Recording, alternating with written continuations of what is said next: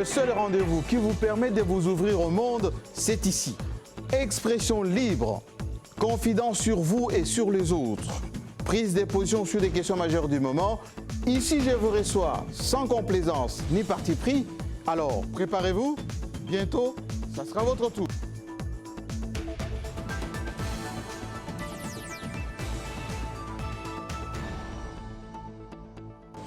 Bienvenue à tous, merci de votre fidélité à votre chaîne, merci pour des nombreuses questions que vous nous avez transmises depuis que nous avons annoncé ces rendez-vous.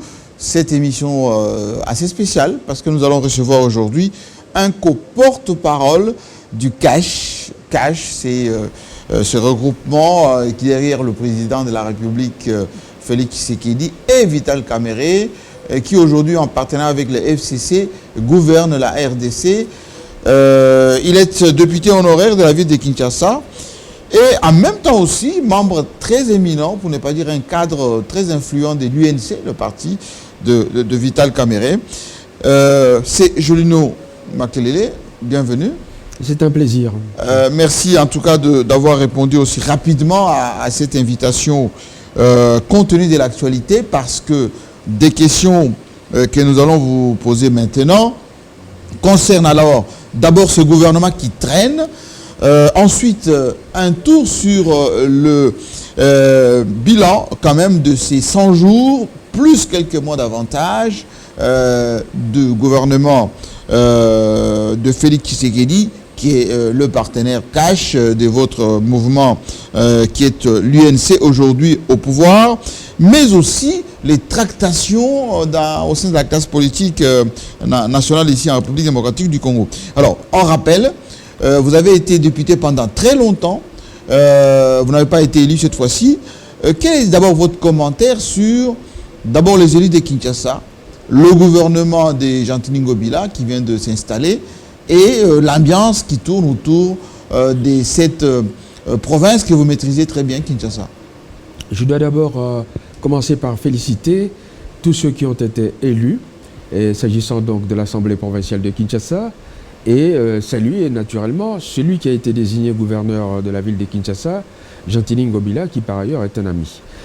Et je dois ici reconnaître que le vent du changement avait déjà affecté les esprits de pas mal de candidats. Et je voudrais espérer ici que ce vent va se traduire concrètement dans la vie des Kinois, notamment en matière de salubrité, en matière d'insécurité et en matière sociale et en matière des transports, qui sont les 4 points cardinaux de revendication des Kinois. Moi-même, j'ai été, comme vous le savez, l'auteur de plusieurs interpellations du gouverneur sortant, ce qui m'a valu plus que des inimitiés, mais j'étais le seul et unique député à avoir osé faire ça. Mais je pense que le vent nouveau qui a soufflé à la suite de l'élection du président de la République, Félix Tshisekedi, va donc impacter l'ensemble des acteurs politiques. Mais Jolino Makelele, vous êtes au bon résultat. Si mielleux, alors que tout le monde dit que votre mandat, j'ai dit vous, c'est tous les députés provinciaux de la ville de Kinshasa. C'était un échec patent. Vous n'avez pas été pertinent avec André Kimbuta. Vous étiez quasiment dans sa poche. Les bilans laissés avec la voirie de Kinshasa, avec les affaires, on parle de beaucoup d'argent emprunté auprès des banques, etc. Gentil Ngobila lui-même s'est plaint maintenant qu'il n'a trouvé pas grand-chose pour faire répartir la ville de Kinshasa. Est-ce que on a décrié ces nouveaux élus, parce qu'on voit ce que fait l'actuel président de l'Assemblée provinciale de Kinshasa, Godin Poyi? Est-ce que ça va changer au niveau des mentalités des Kinois élus au niveau de la ville de Kinshasa, ou il faut quasiment un tsunami pour que enfin les Kinois puissent se retrouver dans cette gouvernance? J'ai dit et répété tout à l'heure qu'il y a un vent nouveau qui a soufflé sur les politiques. Mais à quel niveau? Maintenant, au niveau de la ville de Kinshasa, dois-je me permettre de rappeler encore que le bilan de l'Assemblée provinciale de Kinshasa est globalement négatif. De même que celui de l'exécutif. Alors qu'il était majoritaire opposition, oui. MLC en tête. Oui, mais enfin, cette majorité s'est transformée au fil du temps. Elle est devenue plutôt une majorité gouverneuriste, si j'ose dire. Mais ce qui est vrai aussi, c'est qu'à toute règle, il y a des exceptions. Moi, le jugement qu'on peut faire sur un député, c'est dans les actes qu'il pose, qui peuvent être relevés particulièrement. Les grands actes d'une assemblée, c'est le vote du budget. Le budget, sur les 10 budgets qu'a connu l'Assemblée provinciale de Kinshasa, je n'ai voté qu'un seul budget, celui de 2007-2008.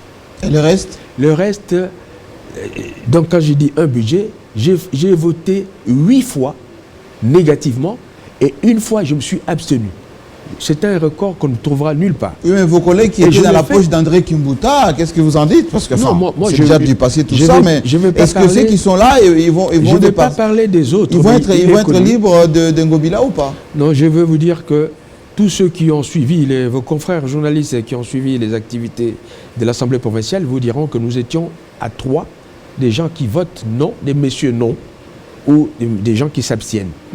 Donc, est-ce que Godin est bien parti? Le conseil que je donne, c'est celui-ci. Oui. Il faut que les gens arrivent à Le mandat des députés est non impératif. Ça veut dire que vous ne recevez pas, vous n'agissez pas en fonction des ordres que vous recevez, mais en fonction de l'intérêt de ceux qui sont vos mandants, c'est-à-dire les électeurs. Et quand vous avez ça, vous avez un esprit d'indépendance, vous avez une tête qui fonctionne, eh bien vous faites trembler les ministres. Moi, c'est pas, vous le savez, moi je suis celui qui était, j'allais pas se dire, pourchassé par les ministres, par les mais parce que vous ne prenez peut-être pas les enveloppes. Je dis pourchasser, c'est-à-dire pour que je vienne prendre des enveloppes. Et je les ai toutes refusées. Est-ce que Godin est bien parti avec ses interpellations et ses arrestations? On voit Ntingui, l'ancien président, se retrouve avec la justice quasiment dans tous les problèmes. Est-ce que ces interpellations, ces prises de position, c'est dans le bon sens ou pas, Godin Poye, nouveau président Je dois, sans du Parlement, sans vouloir ôter quoi que ce soit à son courage politique, à ses initiatives qui sont déjà dans la bonne direction, je dois ici souligner que c'est une commission d'enquête parlementaire dont j'ai été le vice-président qui a abouti à mettre sur la place publique les défaillances du système de gestion du bureau de l'ancienne Assemblée nationale. Revenons dans l'actualité. J'étais donc le vice-président et toutes les recommandations ont été faites par nous. Godin Poye n'a fait que chercher à exécuter là où il y avait des lenteurs. Bien noté. Il y a un Premier ministre qui a été mis en place depuis plusieurs mois maintenant. Vous étiez ici, Juno Makelele, vous nous avez dit bientôt on va avoir un Premier ministre, on va avoir un gouvernement, etc. Pourquoi ça traîne? Apparemment, ça fait vos affaires. Le fait qu'il n'y ait pas un Premier ministre avec son gouvernement qui fonctionne. Ça fait vos affaires, vous, l'UNC qui est au palais de la Nation. Ça ne fait pas nos affaires. La preuve, quand le président de la République a osé, dans ses prérogatives, ce que je pense, nommer des responsables, notamment à la GECAMINE, comme le nouveau comité de gestion, ou à la SNCC, vous avez vu comment ça a bloqué. Il y a un camp qui ne veut pas de l'exécution de ces décisions. C'est clair. Un ministre qui offense un chef de l'État en mettant sous son tablier, si je veux dire, les décisions du chef de l'État. Mais si les ordonnances sont mauvaises? Non, elles ne sont pas mauvaises. Si ce sont contre, ça n'a rien à voir, contre la Constitution, la ministre, elle ne peut pas cautionner. Vous avez des précédents.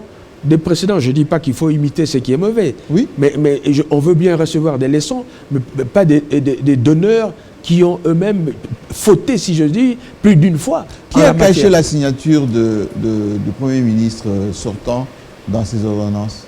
Qui a caché? Parce que ces ordonnances n'ont pas été contresignées par le Premier ministre, enfin ils ont été contresignées par le Premier ministre Tshibala, mais dans la publication par le porte-parole, on a omis volontairement de dire que Bruno Tshibala a signé. Et qui a omnubilé tout ça? Mais attendez, moi je suis vraiment abasourdi d'entendre ce débat renaître. Mais enfin, il a déjà eu lieu, même sur votre chaîne. Le principe est simple. Le président de la République, il est garant du bon fonctionnement des institutions. Mais qui respecte la Constitution aussi. Oui, les circonstances font qu'il y ait un Premier ministre sortant qui est démissionnaire et un Premier ministre entrant dont le gouvernement n'a pas encore reçu j'allais presque dire, la confiance de l'Assemblée. Et dans ce cas-là, lorsqu'il y a péril en la demeure, lorsque la GECAMINE... Je réponds. Il ne faut pas me revenir sur ce que je, tout le monde connaît. Je vais expliquer. J'ai dit tout simplement, ces ordonnances ont été contresignées par Bruno Tshibala. Ça existe, ces signatures. Mais pourquoi Kasongo Mwema, porte-parole du président, en publication, a omis ou plutôt n'a pas signifié cela et qu'on lui a dit de ne pas dire que Bruno Tshibala a contresigné. Qui a caché la vérité? Vous savez, les plus importants, c'est quoi? Ce sont les actes, pas les paroles. Les actes sont ceux qui engagent l'État. Et l'acte existe, oui ou non, l'acte existe. Et alors pourquoi on ne l'a pas publié avec la signature de Tshibala? Non, mais attendez, vous voulez dire que l'acte n'est pas publié jusqu'à ce jour? On a dit contresigné par le directeur des cabinets. Attendez. Le directeur des cabinets ne contresigne pas. Lui, il certifie seulement la conformité de l'acte, de la copie à l'acte principal. Il ne contresigne pas. Les contreseins ne peuvent venir que de ceux habilités par la Constitution. Et le Premier ministre, mais qui a été ignoré. Alors revenons maintenant justement au fonctionnement du Palais de la Nation, parce que Vital Kamerhe est reconnu comme étant un grand commis de l'État, expérimenté, etc. Mais dans la pratique, eh ben, que de reproches. Il s'arroge tout, il usurpe les fonctions qui ne sont pas les siennes, il prend des initiatives à la place du gouvernement. Qu'est-ce qui se passe, Jolino Makelele? Pourquoi tant de reproches sur Vital Kamerhe? Si vous pouviez illustrer vos propos des exemples. Exemple, oui. Il est parti signer à la place du gouvernement à l'étranger lorsque le chef d'État était en visite en Tanzanie. Dois-je rappeler à ce turiféraire, tous ces adeptes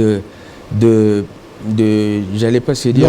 Il aurait fallu faire signer le ministre des Affaires étrangères, un ministre, un ambassadeur et pas le directeur du cabinet. Non, c'est le président de la République qui conduit la politique extérieure du pays.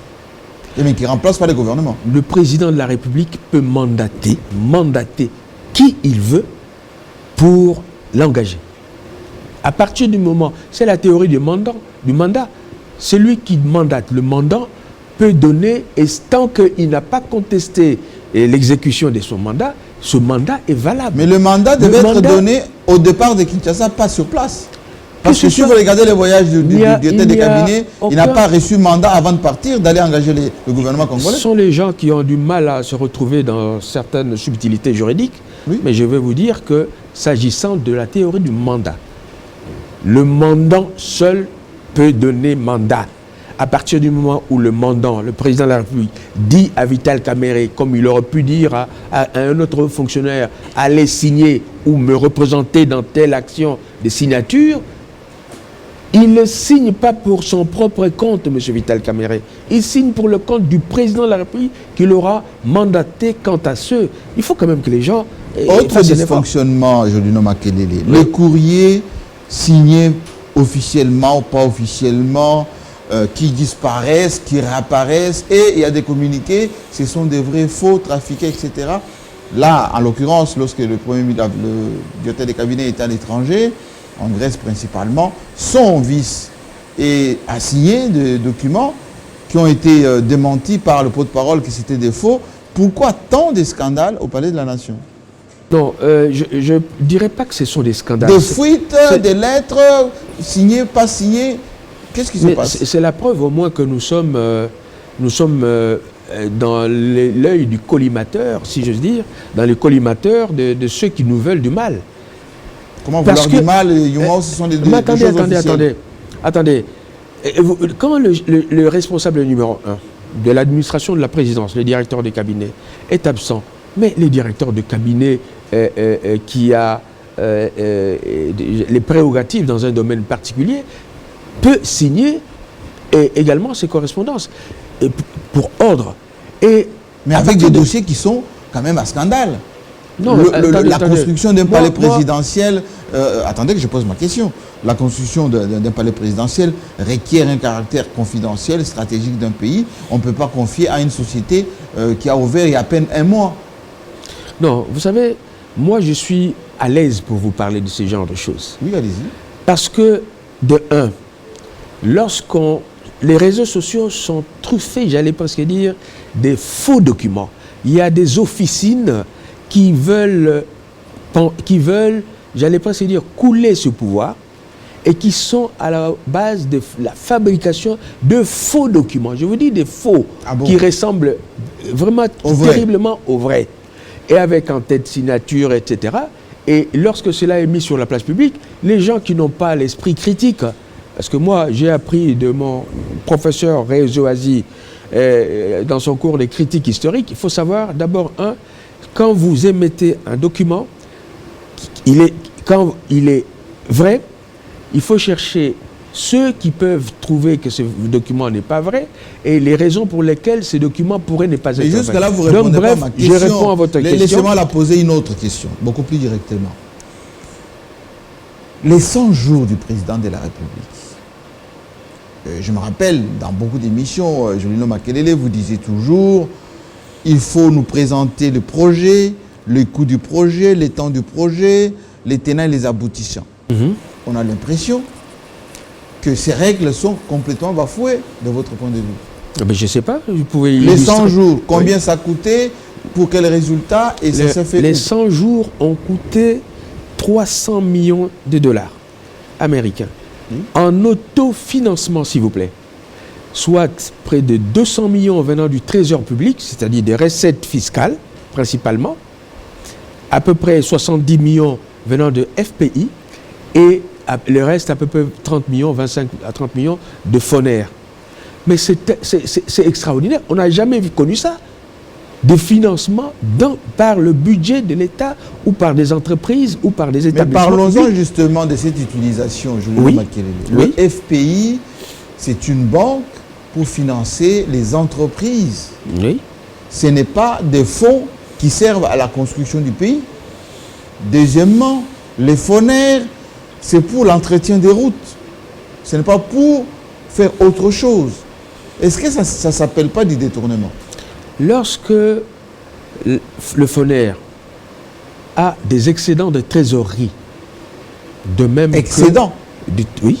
C'est-à-dire que lorsque... Mais c'est son argent d'abord destiné pour les routes. Et Dieu sait combien les routes ont des problèmes et qu'on doit les entretenir. Comment voulez-vous prendre l'argent des FONER et vous envoyer, par exemple, on a vu un courrier en Bougema pour faire des entrepôts. De ce que je sais, c'est un établissement public. Oui. OK? Mais qu'il y a une mission précise. Oui, mais attendez. Ce sont des établissements publics. Donc, ils peuvent abonder les budgets de l'État. C'est pas... C'est-à-dire ce qui est destiné à l'agriculture, vous mettez au transport, c'est normal. Nous avons ce qu'on appelle dans les budgets annexes, oui, qui sont abondés par des recettes qui viennent, par exemple, exceptionnelles, qui viennent de toutes parts.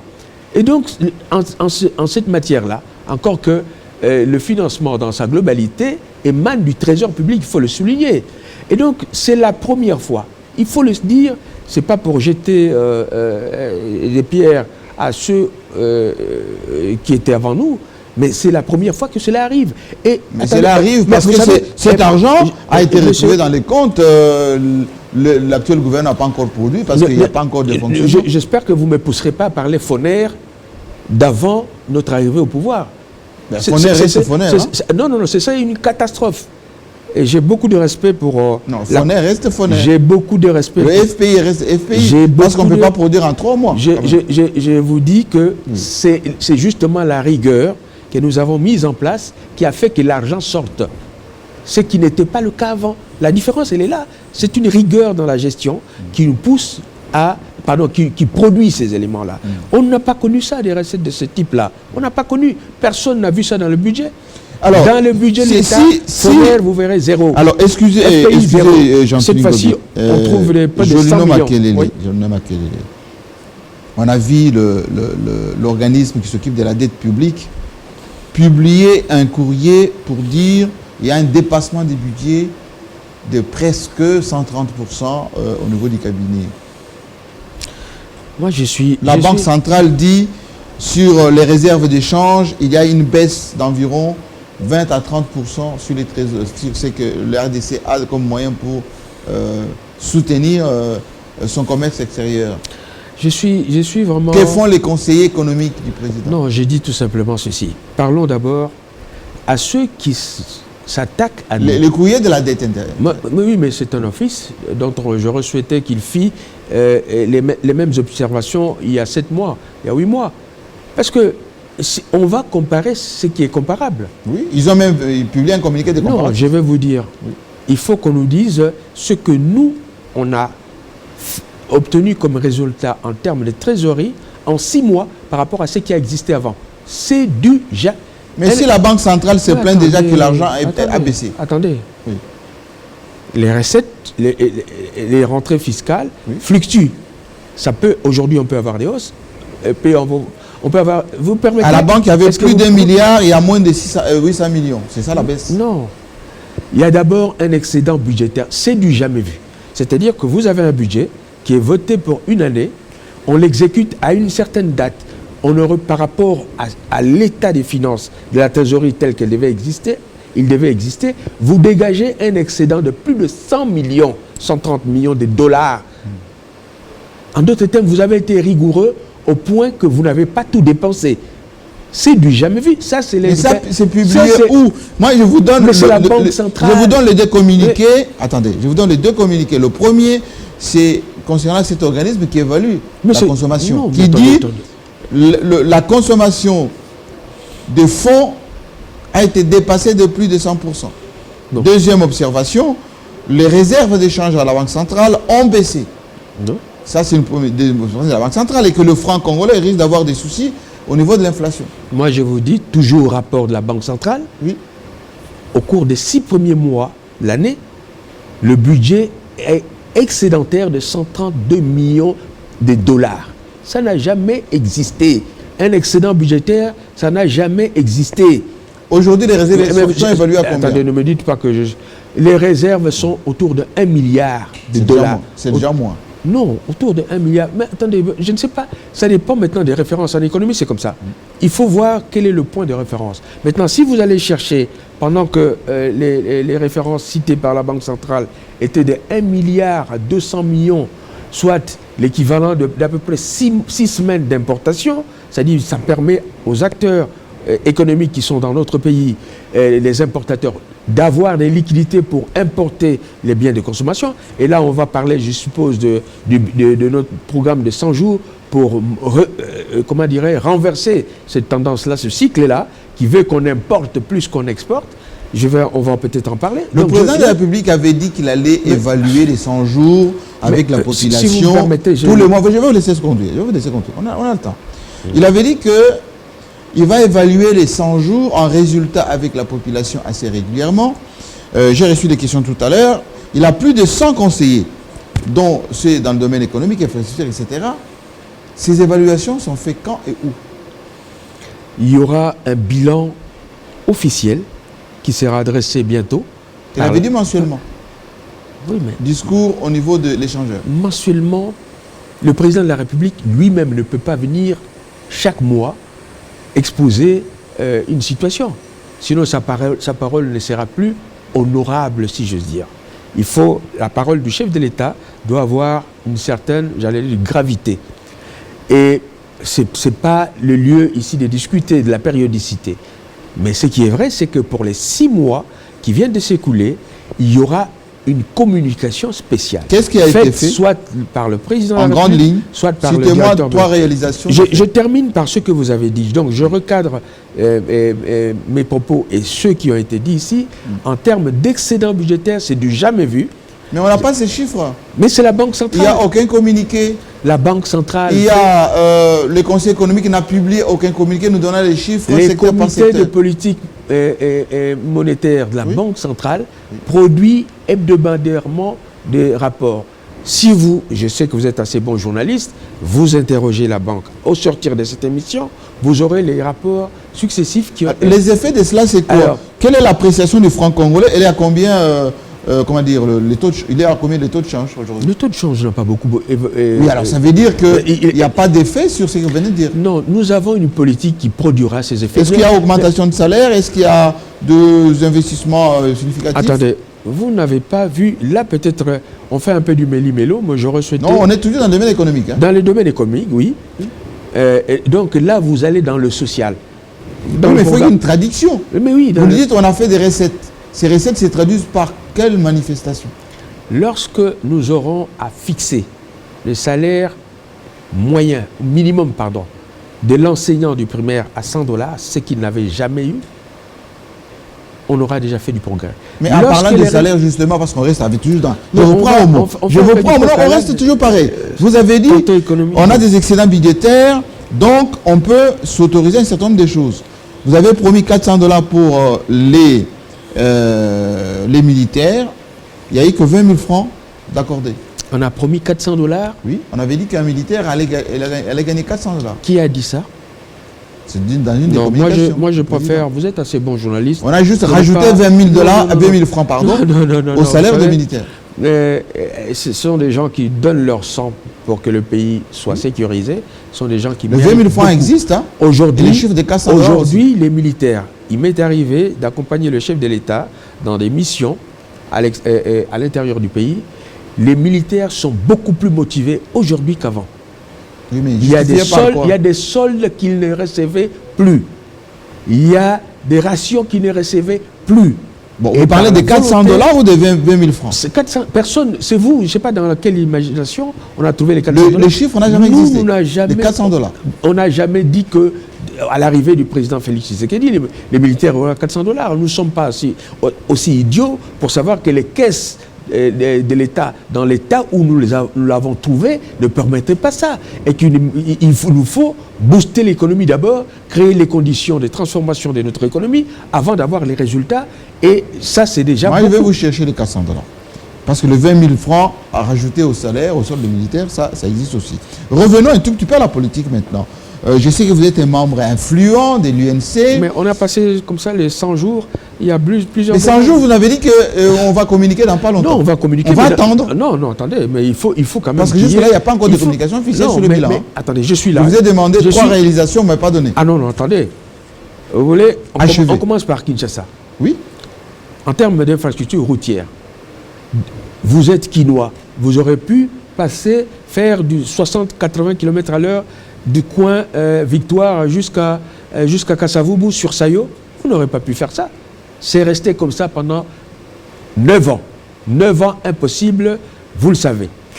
Et Kabambar, la même chose. Avenue Bokassa. Donc au retour de la saison de pluie, ça va se casser.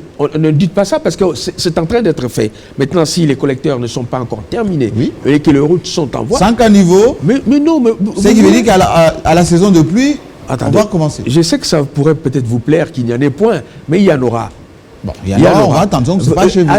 Mais les routes sont là, on ne va pas faire ça, on ne va pas tout terminer. Et les ouvrages sont en fonction aussi des intrants et autres dispositions. Vous allez sur l'avenue de l'université, il faut être atteint de cécité pour ne pas voir cela.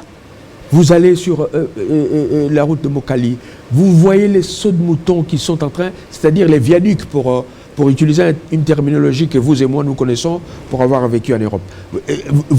Et ça va rendre si vous voulez qu'on dise un petit mot sur les sauts moutons, si vous permettez. Laissez-moi, parce que vous êtes en train de nous donner de réalisations qui sont inachevées pour l'essentiel, mais vous dites que c'est quand même achevé.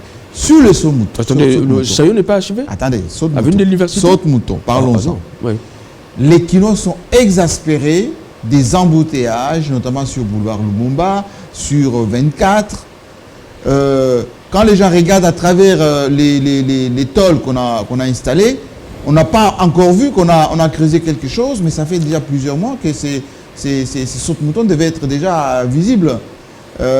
D'après certaines indiscrétions, les études n'ont pas été faites pour les sols quinois, marécageux, avec beaucoup plus de problèmes.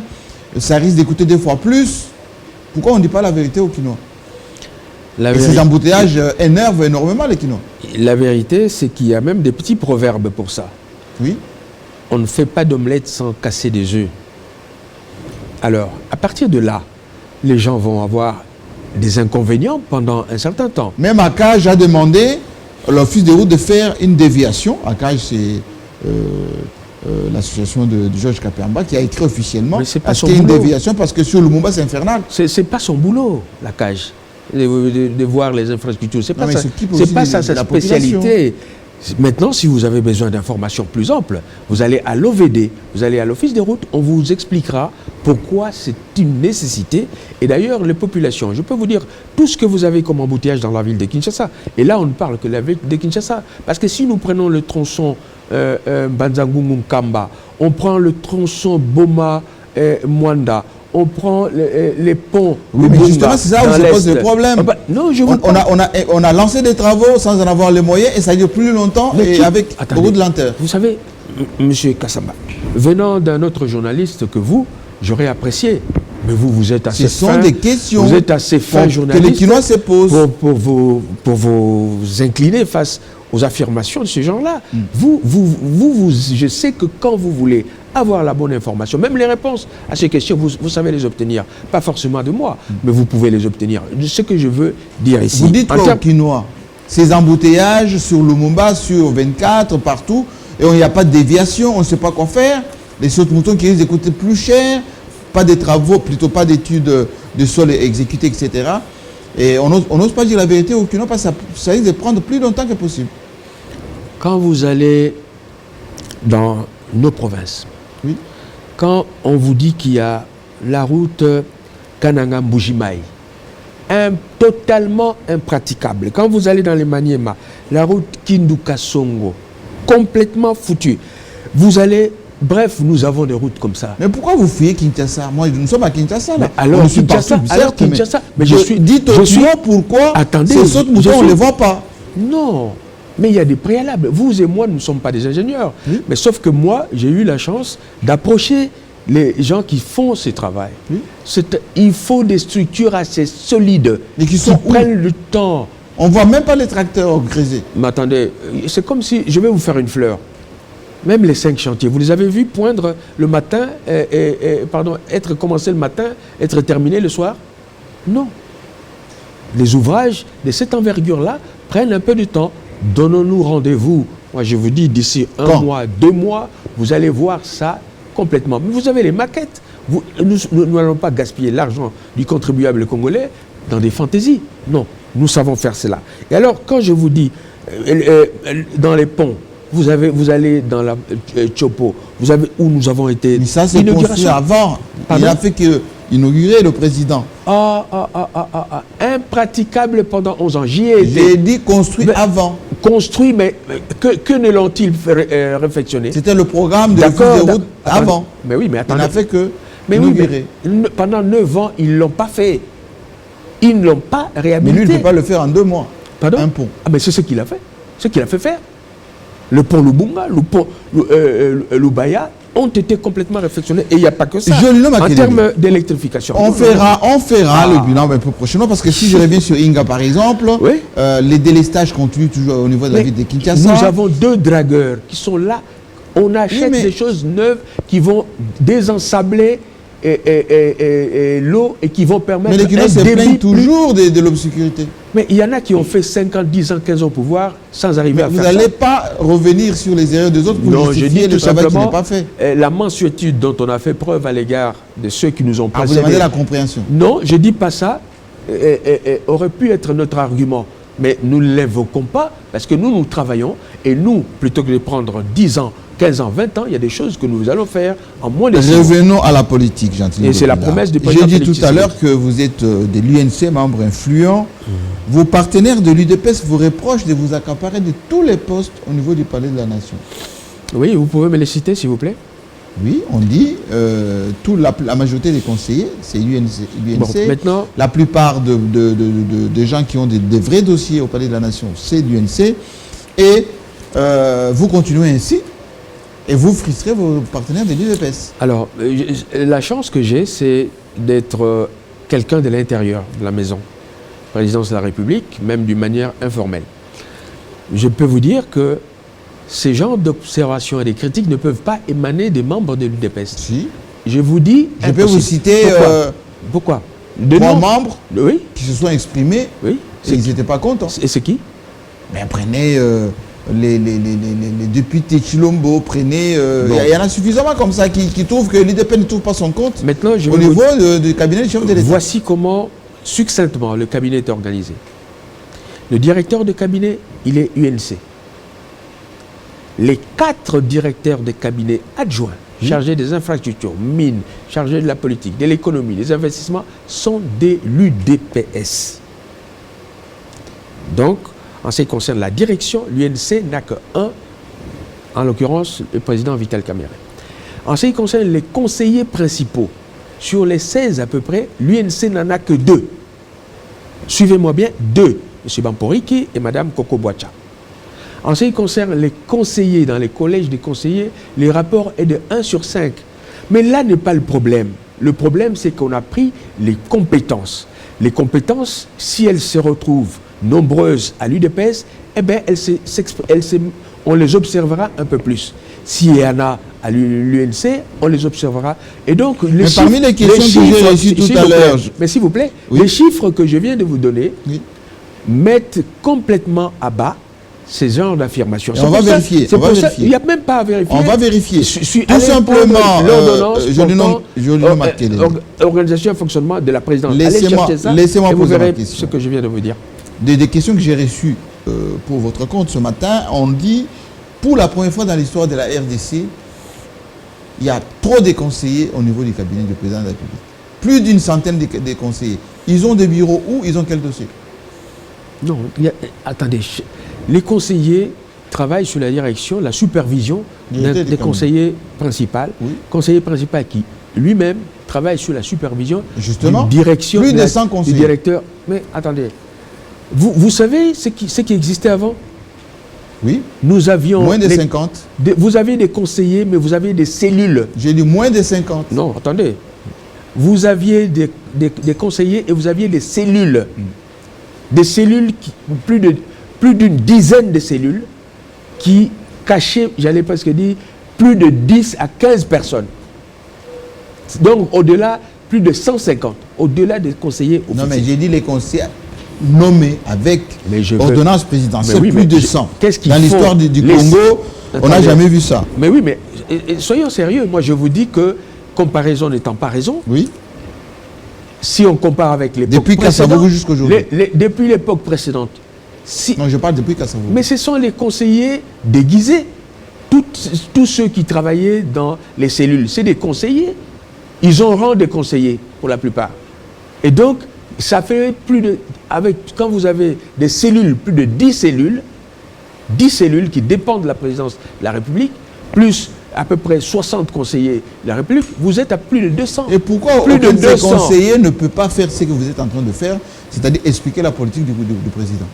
Non, mais nous avons, c'est vrai... Chacun dans son domaine. Non, nous avons la direction... Ils sont complètement inaudibles. Nous avons la direction de la communication qui s'occupe de la manière dont le président de la République doit s'adresser au public ou à des interlocuteurs. Nous avons la... Non, mais vous ne répondez pas à ma question. Il y a plus de 100 conseillers, pourquoi il n'y a aucun qui fait le travail que vous êtes en train de faire, c'est-à-dire expliquer la politique du président? Chaque chose en son temps. Non, je dis chaque chose en son temps. Il y a des communications qui sont faites, mais peut-être pas de manière aussi structurée, je peux vous le concéder. Vous êtes d'avis que la communication n'est pas bien présentée? Non, je dis, l'observation vient de vous. Je dis, il se pourrait que l'agencement, c'est-à-dire l'unité de la parole, la manière de présenter ne soit pas conforme à ce que vous attendez, mais moi je vous ai dit que périodiquement, les informations sur la présidence sont données. Mais maintenant, moi je suis un communicateur, je suis porte-parole de Cash. Quand je fais ce travail, je le fais pour le compte du président de la République. Dans le monitoring que j'ai fait ce matin, vous êtes présenté, enfin toute la ville en parle, de Jolino Makelele, l'homme de confiance de Vital Kamerhe. Vous êtes même dans le cœur du président pour les grands dossiers, etc. Vous serez nommé président, enfin, vous serez nommé ministre quand, et c'est quoi vos domaines de prédilection? Vous savez, la seule Pourquoi d'abord on rappelle toujours votre nom à chaque fois? La seule satisfaction que je puisse avoir face à ces rumeurs, c'est que les gens ont pu observer que j'avais la confiance de mon chef et patron Vital Kamerhe et qu'au-delà, j'ai la chance d'avoir la confiance également du président de la République. C'est la fidélité à Kamerhe ou c'est la cohérence avec le président? La fidélité, la loyauté et surtout le militantisme observé en moi par le président de la République. Je puis me permettre ceci. Au retour de Nairobi, le président Félix Tshisekedi et Kamere se sont adressés à l'IMT, à nos militants. J'ai eu la chance. Le président Félix Tshisekedi et le président Kamere devaient parler et j'ai eu la chance d'être choisi par les deux pour compléter le tableau de ceux qui allaient prendre la parole. J'étais là en compagnie de Jean-Marc Kaboun. C'est un privilège et je remercie Dieu d'avoir fait en sorte que la fidélité, la loyauté, parce que vous ne l'ignorez pas, nous sommes passés par des phases très difficiles. C'est une fausse modestie. Gaz lacrymogène. Oui, tout le monde, c'est la politique. Et puis, je crois qu'il faut savoir bien faire son travail. C'est la politique. Question maintenant. On dit l'UNC est derrière le comportement de Modeste Bahati en ce moment, au-delà de l'appartenance, entre guillemets, du Sud Kivu avec Vital Kamerhe. Vital Kamerhe serré, l'homme par lequel la coalition cash FCC aurait des petits soucis avec le comportement on ne peut plus cavalière de Bahati Lukwebo. Explication de texte. Le professeur Bahati, c'est un professeur d'université d'abord. Au-delà, c'est un politique dont les mérites ne peuvent pas être contestés. Oui, d'accord. Il est compétent, grand homme d'État, etc. Moi, je parle de manœuvre politique. Maintenant, je vous parle, moi, je ne peux pas rentrer dans le cœur. La seule chose qui soit vraie, c'est que on ne voit pas, nous, comment on peut influencer un homme comme Bahati. Sinon, nous aurions également... Mais pour qu'il vous amène quelques élus. Sinon, vous nous avez fait ce procès d'intention quand Katumbi est parti. Quand le G7 est né, tout ça, nous n'y étions pour rien. Les gens sont partis parce qu'ils ont trouvé qu'il n'y avait pas les raisons de rester là-bas par rapport aux intérêts de la population. Je parle des Maintenant, élus pour constituer Bahati, la majorité. Pour Bahati, c'est la même chose. Bahati qui constate une sorte d'hégémonie, j'allais presque dire envahissante, de leurs partenaires au sein du FCC, qui estiment qu'ils peuvent prendre leur liberté. Libre à eux, nous n'avons pas à nous ingérer dans ce genre de choses. Bien au contraire, c'est un constat comme vous allez l'intégrer au cash ou pas? Non, nous ne sommes pas dans cette démarche-là. Nous sommes dans une démarche qui veut que nous soyons, j'allais dire, loyaux dans l'exécution de l'alliance, de la coalition qui est mise en œuvre. Mais lui, dans sa déclaration sur Okapi ce matin, il dit je vais être autonome, c'est-à-dire dans la nouvelle coalition, nous serons FCC Cash et FCC avec l'AFDC. Non. C'est la troisième. S'il veut dire par là oui, qu'il soutiendra la politique menée par le chef de l'État, dont les résultats dans tous les domaines, des libertés publiques, dans les domaines... Oui, mais coalition. Oui, non. S'il veut soutenir... Il va avoir des postes sur le compte de qui? Nous n'en sommes pas là. Compte cash ou compte... Vous permettez? Oui, allez-y. Cash, c'est une alliance stratégique entre l'UDPS et l'UNC en vue d'arriver au pouvoir. Il s'ajoute. Maintenant, ceux qui vont venir, d'où qu'ils viennent, pour appuyer l'action du président de la République, nous ne le chasserons pas. Mais ils ne viennent pas dans Cash. Ils ne viennent pas dans Cash. Cash existe et c'est Cash qui est... Ils seront partenaires extérieurs. Mais ce sont des partenaires extérieurs. Donc là, vous dites à Bahati Lukwebo, ce n'est pas la peine de venir, il n'y a pas de la place pour vous. Non, j'ai dit ce sont des partenaires extérieurs qui peuvent soutenir aussi l'action. Mais attendez, je vous dis, nous sommes preneurs pour tous ceux qui trouveront que l'action, comme nous le pensons, du président Félix Tshisekedi va dans le bon sens et conforme aux intérêts de la population. Tous ceux qui le penseront seront bienvenus. Mais nous n'avons pas à structurer cela. Nous n'avons pas à signer de nouveaux accords. À fomenter ce genre de coups pour non. Ils ont quitté pour des raisons qui leur sont propres. Et ils le disent eux-mêmes. Ils disent qu'ils ne savent pas plus vivre là-bas, compte tenu de l'hégémonisme de certains. Mais ça, c'est leur façon de voir les choses. Nous sommes à l'aise au sein de Cash, entre l'UDPS et l'UNC, et nous comptons le faire, puisque d'ailleurs la politique, d'une manière, les actions que nous avons prévu de mener jusqu'à présent portent leurs fruits dans tous les domaines, dans les domaines des infrastructures, alors, je vais de la cette sécurité, émission... dans le domaine économique. Je vais terminer cette émission avec une question d'ordre, on va dire sécuritaire. Les Congolais ont l'impression que c'est devenu la bérésina, l'ordre public n'est plus respecté. Les militants, oui, les militants peuvent venir casser les partis politiques, les édifices publics. On peut tuer sans qu'on inquiète personne parce que c'est la démocratie ou c'est la liberté. Non, je ne sais pas comment cela se passait avant notre arrivée. Mais on a vécu ça devant le palais du peuple. On a vécu à Lubumbashi, on a vécu au Kasaï, etc. Je ne sais pas. C'est la jungle ou c'est l'État? Je ne sais pas comment cela se passait avant nous. Non, pas avant vous, on parle de maintenant. Suivez mon regard. Oui. Je veux dire par là que qu'on ne vienne pas, j'allais dire, nous embêter. C'est ce que Jean-Pierre Bemba dit. Nous embêter avec des tracasseries qui n'ont pas. Nous avons toujours dit que les libertés fondamentales sont garanties. Liberté d'association, les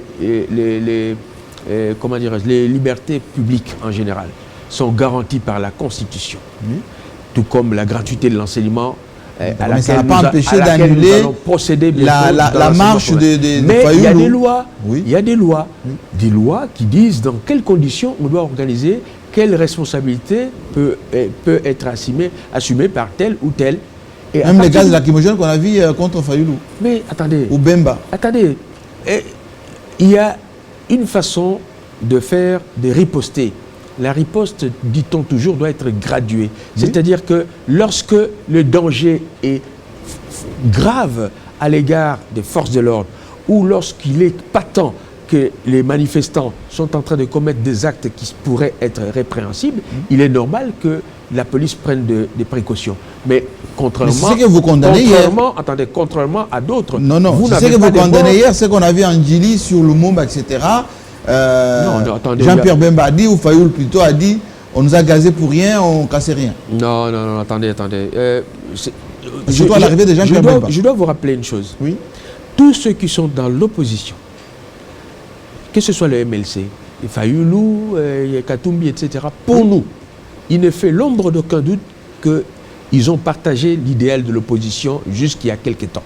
Et qu'ils continuent à partager cet idéal de changement jusqu'à maintenant. Mais en Bongo dit que vous avez tourné le dos justement à vos amis d'hier. En Bongo, c'est le cardinal.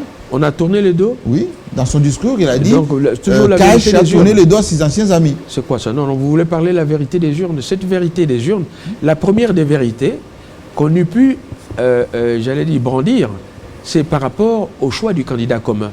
C'est déjà passé. Mais si on avait eu cette vérité-là, déjà au départ... Non, en Bongo dit par rapport aux libertés publiques. Ce qui s'est passé contre Jean-Pierre Bemba, contre Fayoulou. Je vais vous dire il dit que Cash a tourné le dos à ses anciens amis. C'est-à-dire la chienlit, les désordres, ce ne sera pas l'œuvre de Félix Tshisekedi. L'ordre public doit être respecté. Il faut que ce soit clair. C'est-à-dire, vous voulez faire des manifestations, vous informez l'autorité publique, mais vous faites vos manifestations en ayant lu la loi portant organisation des manifestations publiques. Une fois que vous avez lu cela, vous saurez quelles sont vos obligations dans l'encadrement de vos militants, etc. Et d'ailleurs, on ne peut pas comparer entre nous. Qui peut oser comparer ce qui s'est fait maintenant? Mais Jean-Pierre Bemba dit, le 30 juin 2006, l'IDPS voulait manifester. Jean-Pierre Bemba avait interdit. Aujourd'hui, l'IDPS nous interdit, nous, de manifester. Et Vital Kamerhe est en tête en tant que directeur de cabinet influent. Vous mélangez tout. Directeur de cabinet... Il fait partie donc c'est le chef de l'État. Il décide. Le premier collaborateur du chef de l'État. Vous voyez ça? Alors, il fait partie de décideur. Vous voulez dire quelque part que c'est le président de la République qui décide qu'on gaze les militants? Non, je veux bien qu'il fasse la une de vos propos, Vital Kamerhe, mais point trop d'infos. Non, je parle bien des décisionnaires. Oui, mais attendez, qui peut croire à ça que Vital Kamerhe va décider qu'on gaze les militants du MLC? Donc Jean-Pierre Bemba a eu tort. Pardon? Jean-Pierre Bemba a eu tort de le dire. Mais il a eu tort, sauf que, je le répète, lorsqu'on veut manifester, il faut, je le dis très bien, encadrer ses militants, assumer ses responsabilités. Une fois que cela est fait, cette liberté, elle est constitutionnelle, elle est fondamentale. Et d'ailleurs, on n'a jamais connu pareille liberté. Dans la presse, et la libération des prisonniers politiques, des détenus, le retour des exilés, etc. Ça, c'est l'œuvre de Félix Tshisekedi. Les bilans, c'est quand des ce qu'on n'en doute pas. Et même Jean-Pierre Bemba, si aujourd'hui il a pu passer nuit dans la résidence familiale sur l'avenue Pumbu, s'il a pu y aller, c'est par la grâce de qui? Sinon de Félix Tshisekedi. Avant Félix Tshisekedi, il ne pouvait même pas oser s'approcher de Batete. Mais il a dit que... Ce que je dis, c'est vrai ou pas? Mais il a dit que Jean-Pierre Bemba lui-même, il a dit que les valeurs défendues par Félix Tshisekedi hier sont aujourd'hui battues en brèche et c'est pire qu'hier. Quelles sont ces valeurs? Il a dit à TV5, il a dit à Quelles sont ces valeurs? Les valeurs de la lutte pour la bonne gouvernance. Je vous annonce, l'état des droits, il est là. C'est-à-dire, on n'arrête plus ce qui était, j'allais dire, l'arbitraire, ce qui était les faveurs pour les nantis vis-à-vis des pauvres, une justice à deux vitesses. Tout cela, Félix Tshisekedi est en train de mettre fin là-dessus. Et s'il veut qu'on retourne à l'époque ancienne, il doit avoir des belles comparaisons. Dans quelques jours, on fera les bilans avec vous pour les 100 jours et pour le reste, parce qu'on attend la publication du gouvernement. Peut-être que vous y serez, comme vous êtes assez bien primé. À très bientôt, Jean-Louis Matete. Vous ne manquez pas d'humour et de sens de repartie. Je ne sais plus en placer une, mais je dis tout simplement qu'il plaise. Merci d'être venu nous rendre visite en direct sur Télé 50. Merci à vous de votre fidélité à votre chaîne. Le seul rendez-vous qui vous permet de vous ouvrir au monde, c'est ici. Expression libre, confidence sur vous et sur les autres. Prise de position sur les questions majeures du moment. Ici, je vous reçois sans complaisance ni parti pris. Alors, préparez-vous. Bientôt, ça sera votre tour.